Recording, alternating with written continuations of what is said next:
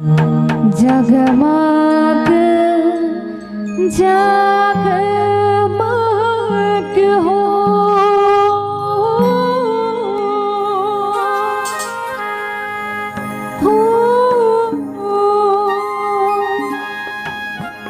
जगमग जगमग हो।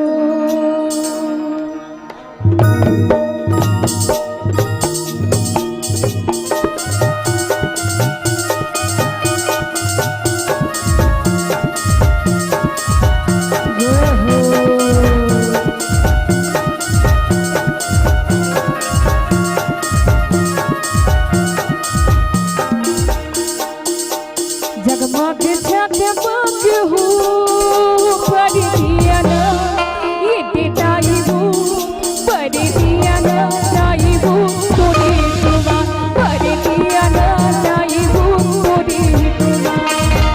जगमग जगमग हो पर दिया ना ये देताई वो पर दिया ना ताई वो तोरे तुमा पर दिया ना ताई वो तोरे तुमा।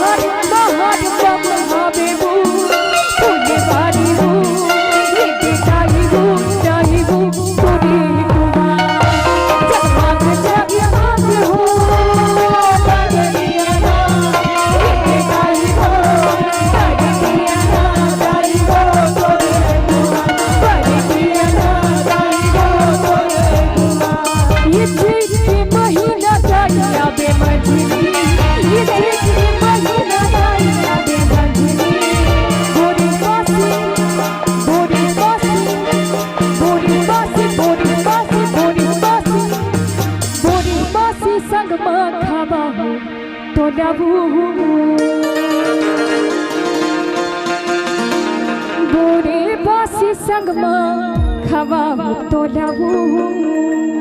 केवल 2 मिनट मोला झेल लो, ओकर बाद जितना अच्छा वाला सुनना है बिल्कुल तैयार बैठे। बोरे बासी संग खवा तो लाबू बोरे बासी संग खवा तो लाबू चटनी चटनी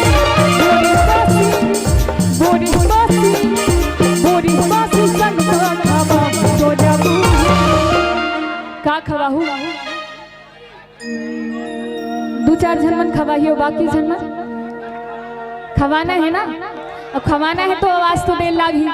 बोरे बासी संग खावा तो जाबू का अरे आवाज तो दो। बोरे बासी हाथ उठाए बहुत हो गए। भेखर लेता हरो, अब भेखर हरो तो कम से कम हाथ उठाए बता। दोनों माता जी के नाम में दोनों हाथ ऊपर उठा के और दोनों हाथ के मीठी मीठी ताली के साथ भोरे बासी संग में खावा